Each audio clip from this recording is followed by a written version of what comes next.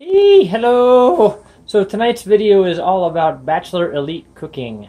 Tonight I bought myself a ribeye and some bacon and some crab meat and an artichoke, and I have some, well, let's call them aged potatoes.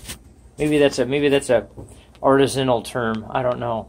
Anyway, we're going to combine all of these things into a nice dinner tonight. And there's the artichoke steaming away, and here's all of our ingredients. And in short, what I'm going to be doing is taking the ribeye and making an incision along the edge, taking the crab meat and shoving it into the ribeye, into the center hopefully, and then taking a strip of bacon and wrapping it around the ribeye like a filet mignon, and then probably using a toothpick to just skewer it shut, and then putting that in the oven to make a carpetbagger steak. And we'll see how that goes. More video in a second. Alright, so I don't know if you could tell from the picture here, but these potatoes are kind of wrinkly. They've been sitting in my counter for a while, and I just removed all the eyes off of them, and the eyes are in my little compost heap there. They have it on top of the artichoke pieces. So what I'm going to do here is I'm going to put a little bit of water on the potato, and then I'm going to wrap this up in the tin foil, if I can do this without making a big watery mess everywhere. Hey, look at that. I can do it one-handed. Nice! And I happen to have 2 potatoes, so I probably can't eat this much, but I'm going to go ahead and cook both potatoes. I'm sorry if the video wavers. I'm doing this all myself. I don't have a video camera person to help out with me on this. Anyway, I'm going to do both potatoes because they're both getting wrinkly and I just want to cook them. And if I don't eat both of them, I have 2 dogs that I'm sure would love to help me eat. Ow, that's hot. I have a couple of dogs that I'm sure would love to help me eat potatoes.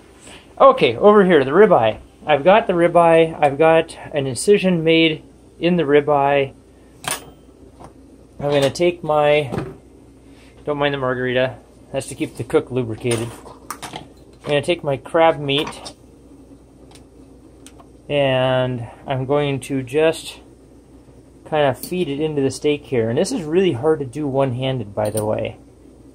So this is better to have, this is where you need that video person. And if you can, maybe I can just kind of hold it here. I mean, that's kind of a close-up, but I think you get the impression here. I'm going to finish this. I'm going to pause the video. I'm going to finish putting all this crab meat in here, and then we'll go on to the next step. Alright, so I have placed my cell phone in the chopstick holder because the chopsticks are like all over the place and they can put the phone wherever I need it. So I've got the crab meat in the steak, and I mentioned earlier I was going to use a toothpick to hold the bacon in place. Mainly because I didn't have any of the string that they tend to use to hold these things in place. But as I got my ribeye ready, I realized that I did actually have some string. It was on the ribeye. Woohoo! So I have string I can use. So now that the crab meat is in there, I am going to wrap this up, and it wants to fall apart. That's okay. I'm going to wrap this with the bacon.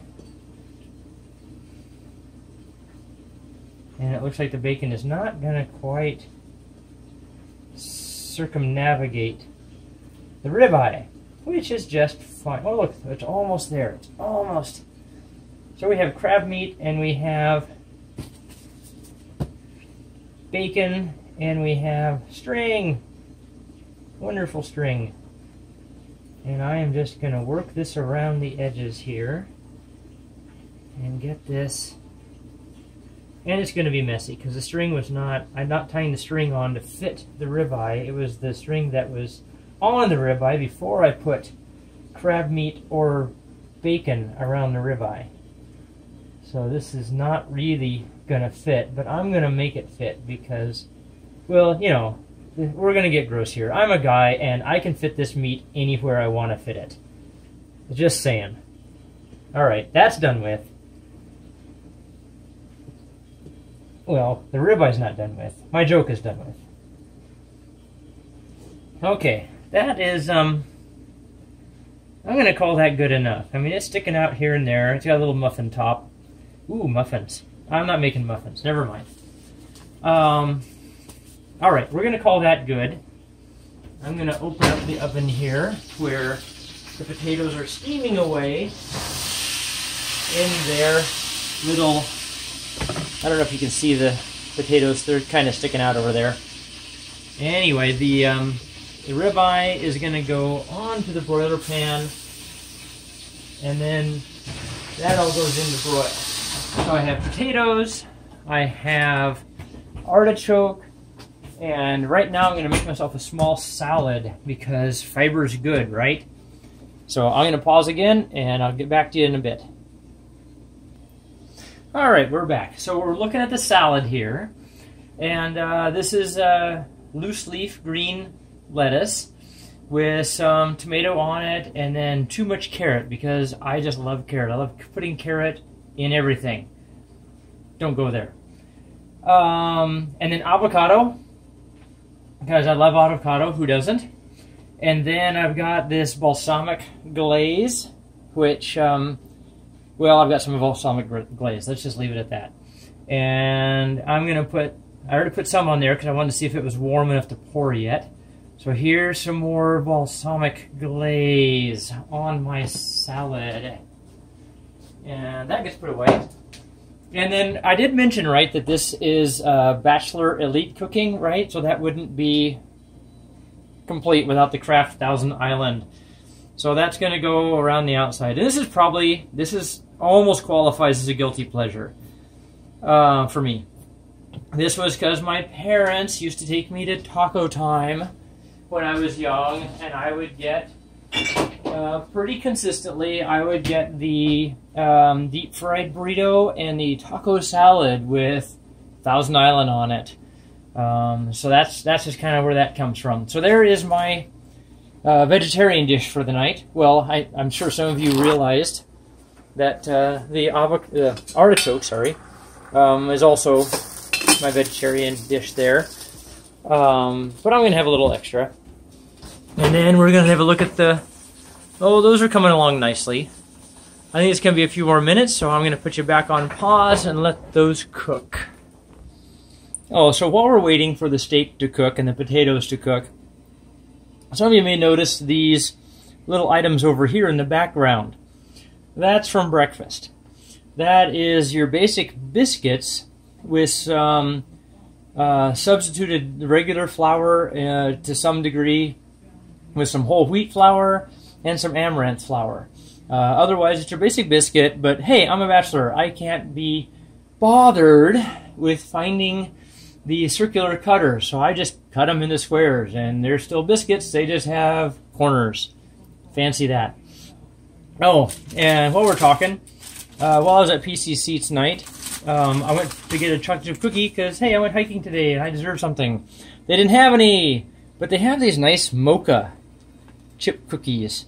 And as you can tell, I'm having trouble not just eating this before my dinner is done. So I'm going to put this back in the bag and not touch it. I am vowing not to touch my cookie. Shut up. Until dinner is done. All right, pause again while the steak cooks. All right, so I think the steak is done. I'm going to use that as a hot pad, and we will pull it out and have a look. Oh yeah, it's sizzling. It's sizzling. Can you see that? Yeah, we got that. Okay. So we got the steak with bacon and crab meat. So we got sea, pork, and beef. No chicken. I'll try that for next time. And we got, oh, look at that. It's not even wrinkled. It worked. Oh my gosh. Success. Oh my gosh, that actually worked. Look at that, they plumped up. There's no wrinkles in them. So if you have wrinkled potatoes, we've learned something. Throw them in tin foil, put a little water in there, and boil them in the stove, because that works. All right, where's my fork? Not that fork, not the other fork. There it is. Let's have a look at this potato. Oh, the potatoes are not quite done. They're gonna have to go back in. Yeah, and there goes a smoke detector. I hate those freaking things. Alright, I'm going to pause. I'm going to deal with that smoke detector. Smoke detector dealt with. It's been removed. The number of times those things have gone off that actually detected worrisome smoke. Oh my gosh, and a second one's going off. I think I need to air out the house. Smoke detector number 2 dealt with. Alright, steak is going to go off to the side. I mean, let go, let go, let go. So there is what the steak looks like. That looks pretty good. It might get a little cold because those potatoes have to be cooked a little further. So the steak's going to go off to the side for a second. And these will get wrapped back up real quick. And I'll put them back in the oven for now.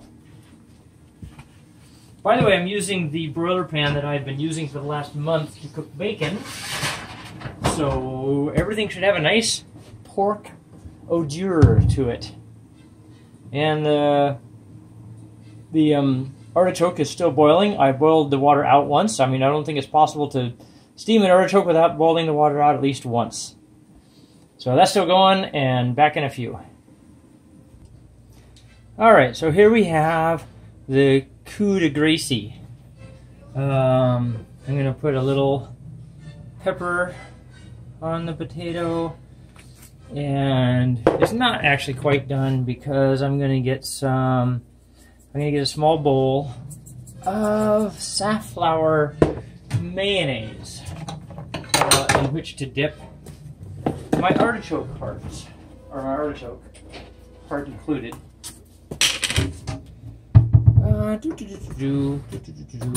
Spoon. Or, as some of you may remember, spoon! Sorry, tick reference. Looks like I'm gonna need some more safflower and mayonnaise, but that should be enough for tonight. Good safflower mayonnaise. Yeah. So anyway, that is my meal for tonight. We have the artichoke and the carpetbagger steak and the potato and mayonnaise, and I've had my margarita, so I'm done with that. I'm going to go watch a movie. I'm going to enjoy my Bachelor Elite dinner, and you all can just watch the video. And yes, if you didn't notice earlier, I am in a bathrobe. I do have clothing on underneath, but hey, bathrobes are comfy. And hey, no pants. Yeah! Have a good night. See you later.